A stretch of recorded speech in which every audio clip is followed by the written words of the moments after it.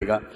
دوسری تجویز میری ایک اور ہے، میں ہمت کر کے اپنا فرض سمجھ کر اس کو عرض کرتا ہوں۔ بہت عرصے سے میرے دل میں ہے کہ ارباب دارالعلوم اس موضوع پر غور فرمائیں۔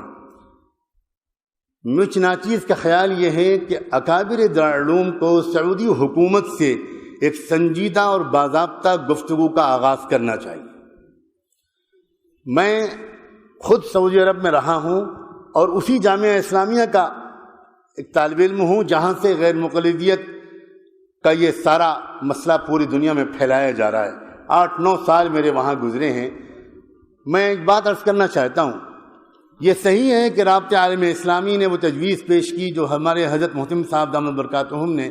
اس کو نقل کیا، اس کے ایک حصے کو، اور یہ بھی صحیح ہے کہ سعودی حکومت کا اپنا مسلک جو علانیہ ہے وہ حنبلی ہے، اور یہ بھی صحیح ہے کہ وہاں کے بہت سے علماء کا مسلک کچھ اور ہے۔ لیکن اس حقیقت کا انکار نہیں کیا جا سکتا کہ غیر مقلدیت کے اس فتنے کو اصل میں ساری طاقت سعودی حکومت سے پہنچ رہی ہے۔ اس کو نظر انداز کیا جائے گا تو ہم فتنے کے جڑ اور فتنے کے سر چشمے کو کچلے بغیر ہم اس کے امتدادات اور اس کے تسلسل اور اس کے باہر پہنچنے والے اثرات ہی سے لڑتے رہیں گے۔ میں حوالے کے طور پر پیش کرنا چاہتا ہوں، سعودی حکومت کا جو شعبہ دعوت و ارشاد ہے اور اس کا جو شعبہ توعیت الجالیات ہے، اس کے حائل کے مرکز کے زیر اہتمام ابھی کچھ دنوں پہلے ایک تقریر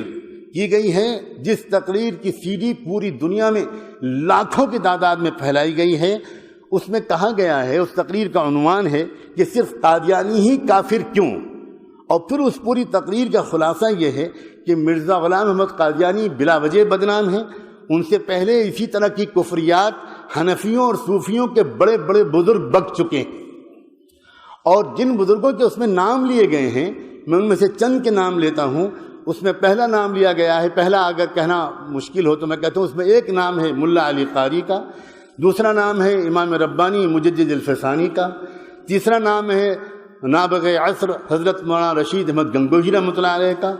چوتھا نام ہے شیخ الحدیث حضرت مولانا محمد زکریا صاحب کا، اور آخر میں کہا گیا ہے کہ پوری جماعت دیوبند قادیانیوں کی طرح کافر ہے۔ یہ تقریر سعودی حکومت کے سرکاری وزارت مذہبی امور کے شعبے دعوت و ارشاد اور توعیت الجالیات کی طرف سے پوری دنیا میں تقسیم کی گئی ہے، اور دہلی میں تنظیم اہل حدیث کی طرف سے وہ تقریر یہاں ہندوستان میں پھیلائی جا رہی ہے۔ ایک اور رسالہ ہے جس کا نام ہے کیا علماء اہل دیوبند اہل سنت والجماعت ہیں، یہ رسالے کا عنوان ہے، کیا علماء دیوبند اہل سنت والجماعت ہیں۔ اس کے مصنف ہیں کوئی جناب توصیف الرحمن راشد صاحب۔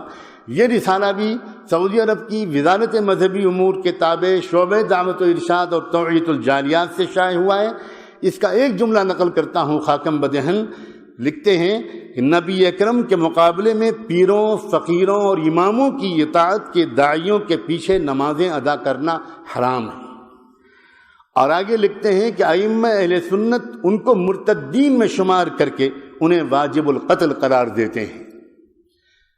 میں بہت زیادہ وقت نہیں لینا چاہتا، میرا اس موضوع پر تھوڑا سا مطالعہ رہا ہے۔ یہ فتنہ اصل میں چلایا کیوں جا رہا ہے؟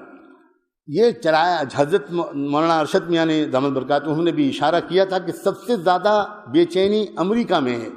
اصل میں یہ چلتی ہی رہا ہے فتنہ امریکہ سے۔ میں امریکہ کے کئی سفروں میں اس موضوع کو جھانک کر دیکھنے کی کوشش کر چکا ہوں کہ یہ ہو کیا رہا ہے۔ وہ والا اسلام جو مسلمانوں کو مغربی تہذیب سے دور کرے، اور وہ والا اسلام جو مسلمانوں کو مغرب کے مقابلے پر آمادہ کرے، اس اسلام سے ہٹانے کے لیے مغرب نے جہاں انٹرنیٹ اور بلیو فلمیں اور عریانیت اور برہنگی وغیرہ وغیرہ اس کو فروغ دے رہا ہے، وہاں وہ مغرب چونکہ جانتا ہے کہ بڑی تعداد میں مسلمان نوجوان ان تمام کوششوں اور سازشوں کے باوجود وہ شراب خانوں اور کلبوں سے دور رہ کر مسجدوں سے قریب ہو رہے ہیں۔ لہذا ایسے مسلمانوں کے لیے جو تمام تر کوششوں کے باوجود دین سے دور نہیں ہو پا رہے، انہوں نے دوسرا نسخہ یہ اختیار کیا ہے کہ اگر دین پر چلنا ہی ہے تو ان کو ایسے دین میں لگا دو جو ان کو آپس میں الجھا دے۔ یہ ایک سوچے سمجھے منصوبے کے تحت ہو رہا ہے، اور میرے اپنی یقین کے مطابق سعودی حکومت کا ایک طبقہ اس منصوبے میں جانے یا انجانے شریک ہے۔ میں صرف اتنا عرض کرنا چاہتا ہوں کہ ہمارے اکابر دارالعلوم دیوبند ہی کا مقام ہے۔ ماضی میں اس سے پہلے سعودی حکومت سے جب بھی کبھی گفتگو کی ہے، میرے محدود مطالعے کے مطابق اکابر دیوبند نے کی ہے۔ جب یہ خاندان آل سعود کی حکومت پہلی بار قائم ہوئی تھی، اور اس وقت مدینے کے قبرستان میں جنت البقیع میں تمام قبوں کو گرایا گیا تھا، اور تمام قبوں کو منہدم کرنے کے بعد گنبد خضرا کو منہدم کرنے کا منصوبہ تھا۔ لیکن اس وقت سعودی انٹیلیجنس نے اس وقت کے بادشاہ ملک عبدالعزیز کو باخبر کیا کہ بہت بے چینی اس کی وجہ سے عالم اسلام میں ہے، آپ بہتر یہ کہ کانفرنس بلا لیں اور علماء عالم اسلام کے آپ کے ہمنوا ہو جائیں۔ انہوں نے پہلی کانفرنس بلائی تھی، جس میں ہمارے دارالعلوم دیوبند کے سرخیل اور رہنما علامہ حضرت مولانا شبیر احمد عثمان جی رحمۃ اللہ علیہ اس کانفرنس میں تشریف لے گئے تھے، علامہ سید سلیمان ندوی رحمۃ اللہ علیہ تشریف لے گئے تھے، اور ان دونوں حضرات نے،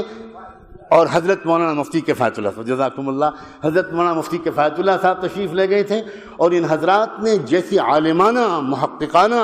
داعیانہ ایسی زبردست تقریریں وہاں پر کی، اور احادیث کا انبار لگا دیا، اور احادیث کے وجوہ استدلال پر جو دارالعلوم دیوبند کا مسلک ہے اس پر جیسی بصیرت افروز روشنی ڈالی، ملک عبدالعزیز انگوش بدندہ رہ گئے، اور ملک نے برسر عام یہ کہا ان فی کلامک لوجاہا، یہ جو آپ نے بات کہی ہے اس میں بہت گہرائی ہے، میں اس کے جواب نہیں دے سکتا، مفتی اعظم سے آپ بات کریں۔ اور چنانچہ اگلی نشستیں ہمارے نکابرین کی ملک کے علاوہ مفتی اعظم سے بھی ہوئیں، اور بالآخر سعودی حکومت نے تسلیم کیا اس موقف کو کہ گنبد خضرا کو منہدم کرنا شریعت کے احکام کی روح کے خلاف ہے، اور پھر وہ اپنی پالیسی بدلی۔ اکابر علماء دیوبند کی سوا اس عاجز کو مجھے نظر نہیں آ سکتا، ہو سکتا ہے میری نظر کی کوتاہی ہو، میں انہی حضرات سے یہ امید کرتا ہوں، اور اس سسکتی ہوئی پریشان حال امت کی طرف سے دستبستہ گزارش کرتا ہوں، آپ ایک سنجیدہ گفتگو کا آغاز کریں، آپ اس کے اہل ہیں، آپ کہیں کہ ہم آپ سے کچھ بات کرنا چاہتے ہیں۔ یہ کیا ہو رہا ہے آپ کے ملک میں بیٹھ کر؟ آپ وقتی طور پر ہم اس سے تسلی میں نہیں آ سکتے کہ صاحب ہمارا یہ سرکاری مسلک نہیں ہے، نہیں ہے، یہ باتیں پوری طرح شواہد ان کا ساتھ نہیں دیتی۔ ایک تو میری تجویز یہ ہے، تیسری ایک تجویز یہ ہے کہ مجھے یاد آتا ہے، مجھے اس وقت حوالہ تو یاد نہیں آ رہا، میں اس وقت سفر کے دوران سے یہاں پر آیا ہوں، نواب چتاری کا ایک دورہ کرایا گیا تھا برطانیہ کا، اور برطانیہ کے اس سفر میں انہوں نے ایک خفیہ ادارے کو دیکھا تھا جو شہری آبادی سے دور جنگل میں انگلینڈ میں چل رہا تھا، جہاں انگریزوں کو فقہ و حدیث پڑھائی جا رہی تھی، تفسیر و قرآن پڑھایا جا رہا تھا، اور انگریز لوگ داڑھی اور عمامے میں ملبوس وہاں پر تھے، ان میں سے ایک بھی کوئی مسلمان نہیں تھا، وہ سب یہودی اور عیسائی لوگ تھے۔ نواب چتاری یہ دیکھ کر حیران رہ گئے تھے۔ اس وقت ان سے کہا گیا تھا یہ ہم اس لیے تیار کر رہے ہیں تاکہ یہ لوگ علماء بن کر عالم اسلام میں پھیلیں گے، اور وہاں تشویش انگیز مسائل کو ابھار کر مسلمانوں کی طاقت کو منتشر کریں گے۔ میری ایک درخواست ہے، جب دارالعلوم ایک نئے عزائم کے ساتھ اس میدان کا بھی مقابلہ کرنے کے لیے اترتا ہوا نظر آ رہا ہے، آپ بڑی آسانی کے ساتھ